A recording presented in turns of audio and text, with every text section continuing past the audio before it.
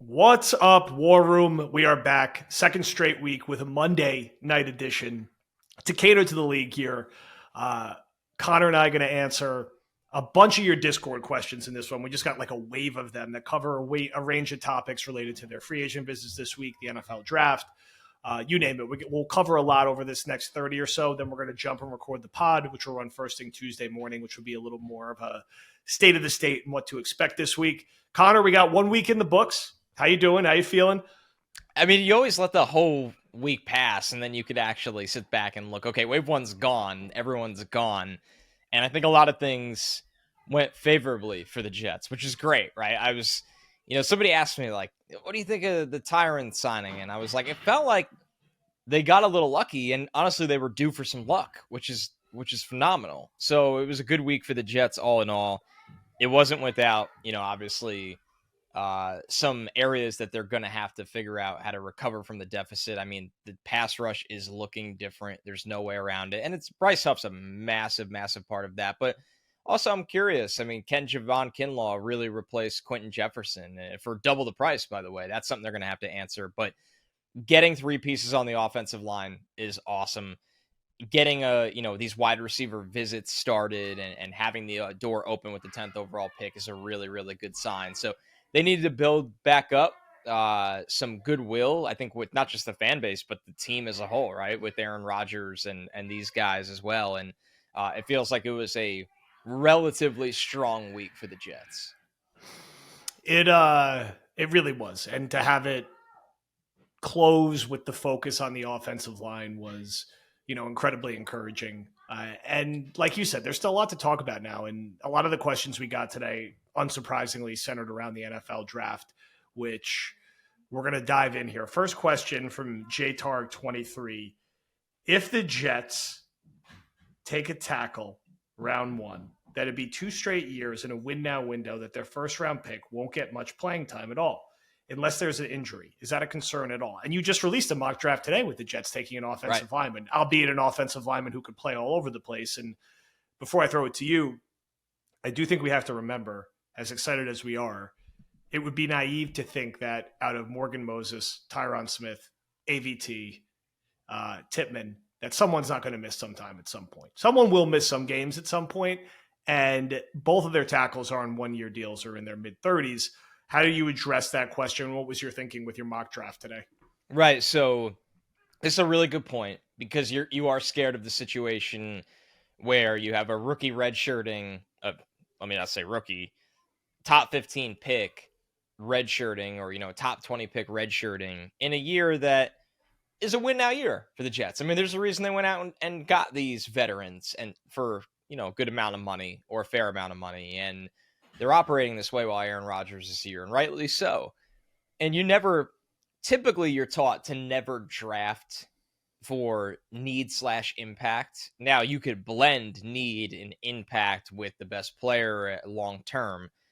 But now I will say that the Jets have to take that into account because of this unique situation they're in. But like you said, Joe, I mean, somebody's going to get hurt. I look at this situation too. I think we do need to kind of scale back here a little bit for a second and rewind a year ago. A year ago, John Simpson, and credit to him, I cannot say this enough. John Simpson was almost, 1 foot out the door from being a legitimate NFL starter. And credit to him that he got second life with Baltimore after being drafted by the Raiders and winning the left guard job in camp for Baltimore. And not only playing well enough there last year, but well enough to go get a 2-year contract for not crazy money, but clearly a place that thinks he's being brought here to start, as he should. But we also need to make sure we don't swing the pendulum the other way where we're acting like he's, Alan Faneca, right? And I don't think anybody is. I think we said it when he got signed. If he's the lesser of three moves, this is totally fine. And he is absolutely the lesser of the Tyron Smith, Morgan Moses, and himself additions. So my thought process here is that why I had Fatanu going to the Jets at 10 in the NBC mock, with the first line of the blurb being like, Joe Douglas is going to want to get out of this pick. That's priority one. When I did that mock draft, I didn't have somebody coming up for something because the only team I thought could come up in that scenario and this could change, was the Bills for a wide receiver like Brian Thomas Jr. And if you're the Jets, it's just weird to do business with Buffalo. That just doesn't really, because then what if he turns into an all-pro wide receiver? Yeah, right. This happened to the Jets years ago. Buffalo called them and wanted to come up for Quinnen Williams. And the Jets wanted so badly, the last McCagnon draft, the Jets wanted so badly to get out of that pick. And the Bills were the ones making the best offer, but they couldn't do it because the thought process was, and they weren't thinking they were getting fired at the time, was, well, if we let the Bills come up and Quinnen Williams destroys us for the next 6 years, we're going to look like idiots. And thank God they didn't, right? I mean, in all seriousness. So that was the problem I had there, why I didn't do the trade in that mock draft, and I stayed put. Adunze, Neighbors, and Marv were gone. Yes, Bowers was in play, but with Fatanu, you get the best of both worlds. You get a guy that at a minimum is coming into camp competing to start at left guard, a position he has played before, where I like the addition of Simpson. I think Fatanu would be a significantly better left guard in the NFL. And if he doesn't beat Simpson, this guy is going to play this year, because Tyron Smith, let's just go through it real quick. The last time Tyron Smith played a full NFL season, the last time Tyron Smith started a full season, 2015. Yeah. So it's not. That's almost 10 years ago. He's going to miss some games this year. And that's okay. That's okay. There's nothing wrong with that. So he's been an all-pro and a Pro Bowler. And like he doesn't play 16 to 17 games, but he still plays at an incredibly high level. So this is a need. And I think with Fatanu being he's not AVT because he's built more like a tackle, but he is a little bit like AVT, where I truly think he can successfully play both guard and tackle. I mean, that's a guy that can make an impact for you this year if no one got hurt. And the reality is someone's getting hurt. I think the combo becomes different what if they sign Bakhtiari just because he wants to play with Rodgers again? Yep. Then you might be able to squeeze 17 games out of Tyron Smith and Bakhtiari. Who knows? There's a chance. So then the combo would change a little bit there. Next question is kind of in a somewhat similar line, and we got a few questions about our concern about the durability of the unit, which I think we just spoke to. I think it's okay to assume, and it's normal for NFL teams to have like some missed games, not the extent that the Jets had last year. And that's why you keep all your options open in the draft. It's why you keep dialogue open with a guy like Bakhtiari. It's why you still root that a guy like Carter Warren takes steps forward, because more than 5 people will start on the offensive line next year. Now, there's been a lot of the Jets doing their diligence on what I'll call the second tier of tackles. So this question was from JWeb136. Do you take a swing on Amarius Mims this year, knowing he'll have a good amount of time to develop as a tackle? We also know the Jets seem to have some level of interest in Jordan Morgan, who you have at 33 on your board. We still get some questions about Lathan and Guyton. Basically, are the Jets going to try to trade down to like the 15 to 30 range? And if they do, how do you feel about that? And who would the guy you'd be looking for if the Jets are saying, look, we want to drop 10 spots, try to get a second round pick back, or try to get a high third and then package our thirds to get back up into the second? Who is that sort of like second tier tackle that you think you could get if you move back? So Mims would be the guy I'd love to have. Now, the problem with that is it feels like the Mims over under will be set at 17.5 because the Bengals at 18, there's just no reason they don't take him. They lost Jonah Williams in free agency. Even if they sign Mekhi Becton, nobody thinks it's Tyron Smith combo all over again. I mean, the reality is the Bengals have a wide open hole at right tackle. Now, why I would love to take Mims in a trade back is that you obviously get the day 2 capital. I think he has all pro potential. I've said this before, at the combine, he told me he practiced at left tackle 40% of his reps during the week at Georgia. So he truly, with the type of athlete he is, the type of size he has, he truly is a left tackle, right tackle. Like, he could do both, and he's been preparing to do both.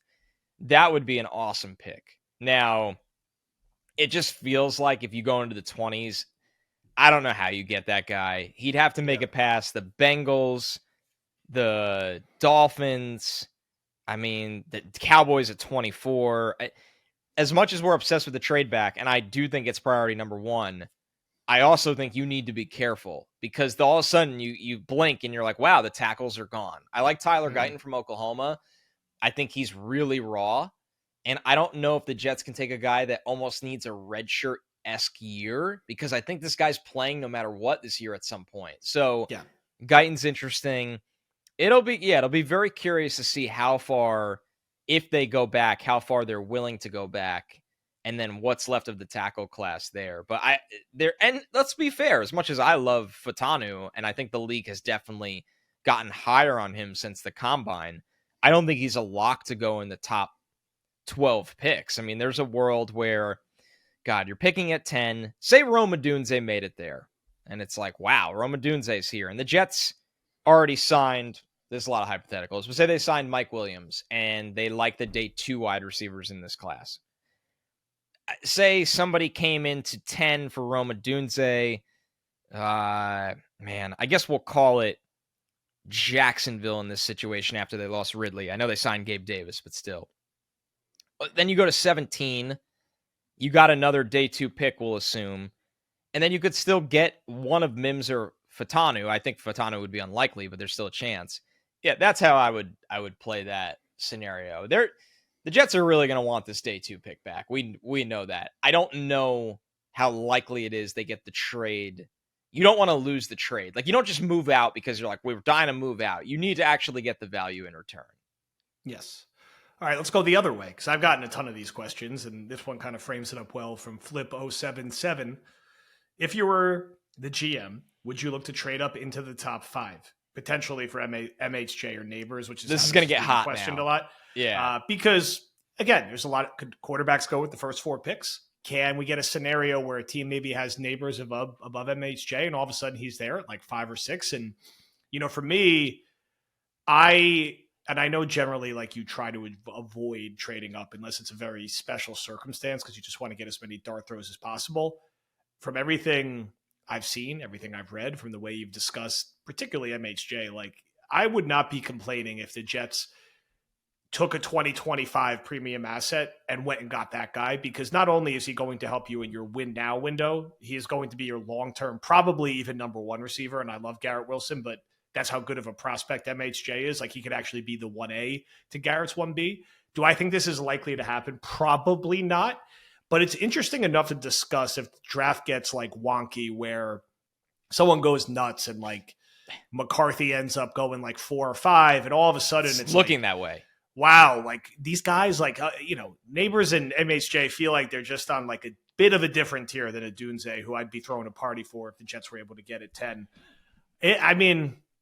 What is basically the lowest MHJ could go? And do you go do something like that because he's that special? He's the top player on your board. I think the Chargers at 5, that would be the spot for me. I guess if you really want to get crazy, you say the Giants at 6. I mean, you play through the scenarios. Say the Bears take Caleb, which they will.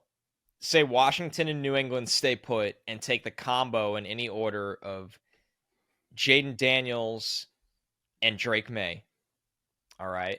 So, and then say Arizona trades out of 4. G-men going to get their new quarterbacks. They don't want to start Drew Lock. I know. I'm not buying that one, but that's definitely hot right now. Say Arizona trades with Minnesota and Minnesota takes McCarthy. Okay. So then the 4 quarterbacks have gone. And we do this every year and then it never happens. So I'm still like, all right, let's settle down. But 4 quarterbacks go in the first 4 picks. The Chargers are on the clock at 5. Harbaugh really does not care about wide receiver on this team. I'm not saying he doesn't. I'm just saying in this scenario, he's like, you know what, whatever. I just want to build this run first team. Let's give Quentin Johnston a chance. We'll tack wide receiver on later. Let's get more picks. And Ortiz comes from Baltimore. They want more picks. So say the Chargers answer the phone. That would give the Jets the chance to take their pick in front of the Giants. But I don't like what do you have to, I hate how I always have to go back to this, but this goes back to my problem of you not even being able to tag Bryce Huff, because look at what the Panthers got for Brian Burns.